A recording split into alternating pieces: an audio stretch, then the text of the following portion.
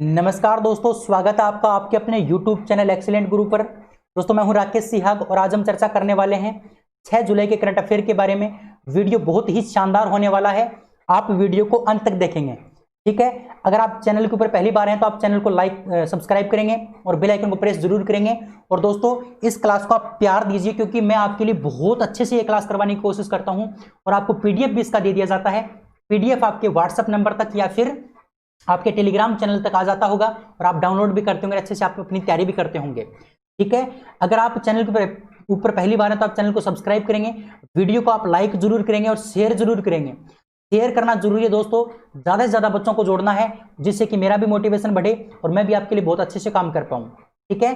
तो चलिए आज हम स्टार्ट करते हैं, बात करते हैं 6 जुलाई के करंट अफेयर के बारे में। अच्छे से आपको ये वीडियो देखना है, अंत तक आपको देखना है। बीच में मैं आपसे क्वेश्चन भी पूछूंगा, आपके लिए ये 20 मिनट बहुत ही अच्छे साबित होंगे, ये मैं आपसे दावा करता हूं। वीडियो को अंत तक देखना, ठीक है। चलिए वीडियो को स्टार्ट करते हैं। आज का पहला क्वेश्चन है कि हाल ही में अंतर्राष्ट्रीय सहकारिता दिवस कब मनाया गया। क्वेश्चन क्या पूछा है आपसे कि अंतर्राष्ट्रीय सहकारिता दिवस कब मनाया गया हाल ही में, ये क्वेश्चन आपसे पूछा गया है। इसका जो सही आंसर होगा वो होगा ऑप्शन नंबर बी, 4 जुलाई को। कब मनाया गया था? 4 जुलाई को मनाया गया था अंतर्राष्ट्रीय सहकारिता दिवस, ठीक है। अच्छा, इस क्वेश्चन के बारे में डिस्कस करते हैं, तो ध्यान से समझना कि प्रत्येक वर्ष जुलाई के पहले शनिवार को संयुक्त राष्ट्र सहकारिता के बारे में जागरूकता बढ़ाने के लिए अंतर्राष्ट्रीय सहकारिता दिवस मनाता है।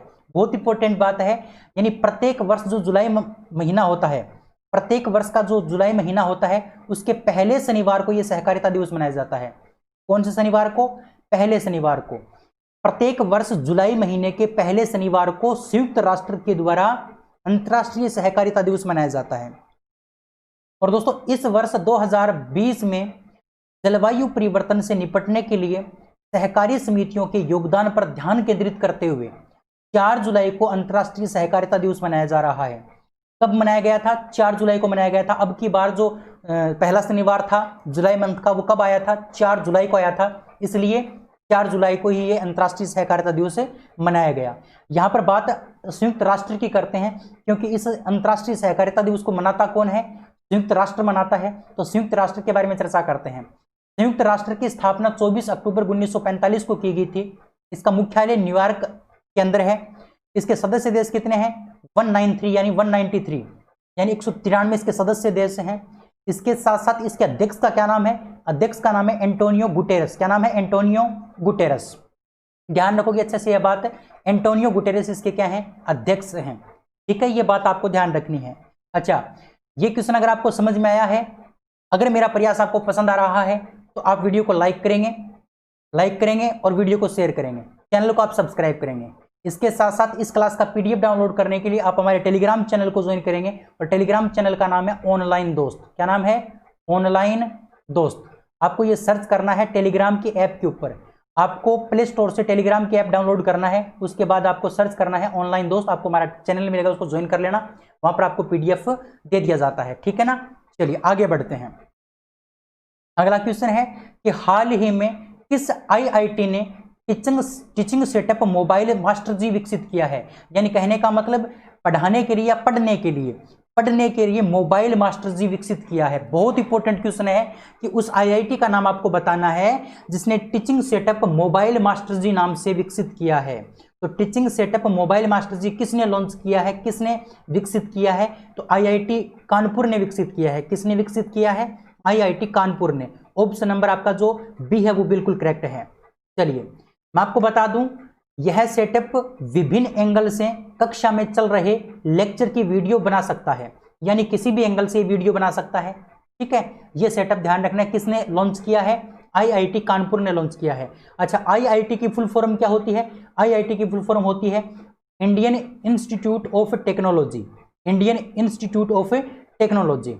अच्छा, कानपुर जो IIT है, कानपुर IIT के निदेशक का क्या नाम है? क्वेश्चन आपसे पूछा जा सकता है। तो IIT कानपुर के जो निदेशक हैं वो कौन है? प्रोफेसर अभय करंदीकर। कौन है? प्रोफेसर अभय करंदीकर। ध्यान रखना, ये IIT कानपुर के निदेशक हैं। उम्मीद कर सकता हूं ये क्वेश्चन आपको बहुत अच्छे से समझ में आ गया होगा। अगले क्वेश्चन की बात करते हैं।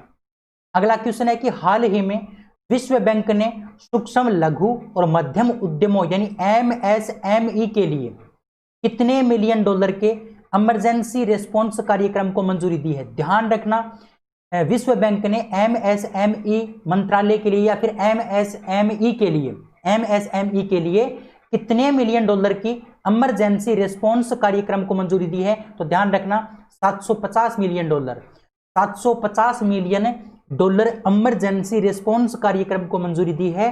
किसके लिए? एमएसएमई के लिए। किसने दी है? विश्व बैंक ने दी है। ठीक है, चलिए अब यहां पर बात करते हैं कि इस कार्यक्रम का उद्देश्य क्या है। इस कार्यक्रम का उद्देश्य है कोविड-19 संकट से बुरी तरह प्रभावित हुए लघु, सूक्ष्म और उद्यम, जो मध्यम उद्यम है, उनको वित्तीय सहायता प्रदान करना। यानी जो सूक्ष्म, लघु और जो मध्यम उद्यम जो हैं, जो उद्योग हैं, उनको कोविड-19 से जो हानि हुई है उसकी पूर्ति करने के लिए वित्तीय सहायता देना, ये इस इमरजेंसी रिस्पॉन्स कार्यक्रम का मुख्य उद्देश्य है। किसने मंजूरी दी है? विश्व बैंक ने मंजूरी दी है। किसके लिए? सूक्ष्म, लघु और मध्यम यानी एमएसएमई के लिए। कितने मिलियन डॉलर की? 750 मिलियन डॉलर की। ठीक है, अब यहां पर बात आती है एमएसएमई के बारे में। अच्छा, एमएसएमई की फुल फॉर्म क्या है? एमएसएमई की फुल फॉर्म है micro, small and medium enterprises. Micro, small and medium enterprises, ये एमएसएमई की फुल फॉर्म है। या फिर अगर हिंदी के अंदर बात करें तो सूक्ष्म, लघु, मध्यम उद्यम। सूक्ष्म, लघु और मध्यम उद्यम, ये इस एमएसएमई की फुल फॉर्म है। स्थापना 2007 में की गई थी। मुख्यालय नई दिल्ली के अंदर। कहां पर है? नई दिल्ली के अंदर इसका मुख्यालय है। ठीक है ना। चलिए यहां पर बात विश्व बैंक की आती है। तो विश्व बैंक की स्थापना कब की गई थी? जुलाई 1944 में की गई थी। मुख्यालय वाशिंगटन डीसी में है। ठीक है, एमडी और सीईओ का क्या नाम है? अंशुला कांत। क्या नाम है? अंशुला कांत। एमडी और सीईओ कौन है? विश्व बैंक के। तो ध्यान रखना अंशुला कांत है। अच्छा, अध्यक्ष का क्या नाम है? David Malpass. डेविड मालपास विश्व बैंक के क्या हैं? अध्यक्ष हैं। ये बातें आपको ध्यान रखनी है एमएसएमई और विश्व बैंक के बारे में। क्वेश्चन आपको बहुत अच्छे से समझ में आया होगा। बात करते हैं अगले क्वेश्चन की। अगला क्वेश्चन है कि हाल ही में किस देश ने कोविड-19 महामारी के कारण 2021 में होने वाली एशिया प्रशांत आर्थिक सहयोग यानी एपीईसी समिट को रद्द करने की घोषणा की है?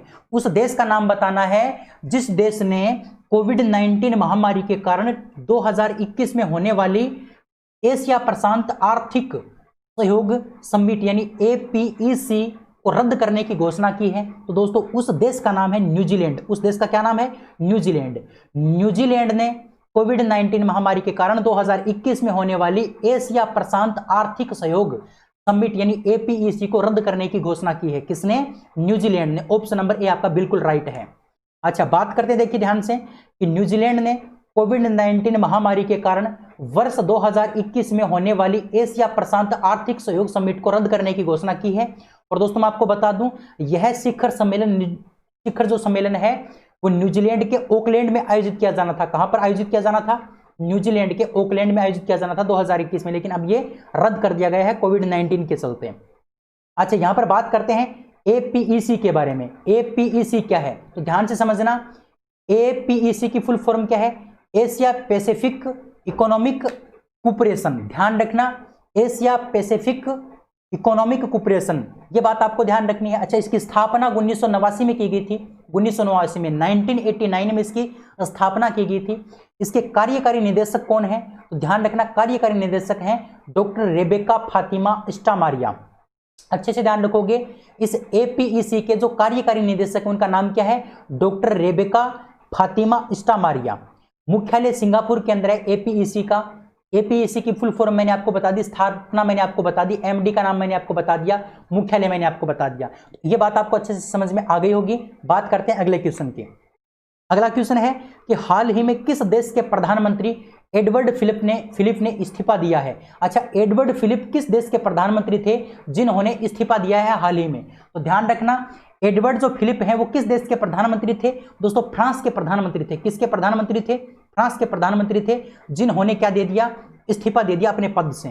ठीक है, ये बात आप ध्यान रखोगे, अपने पद से इस्तीफा दे दिया एडवर्ड फिलिप ने, जो फ्रांस के प्रधानमंत्री थे।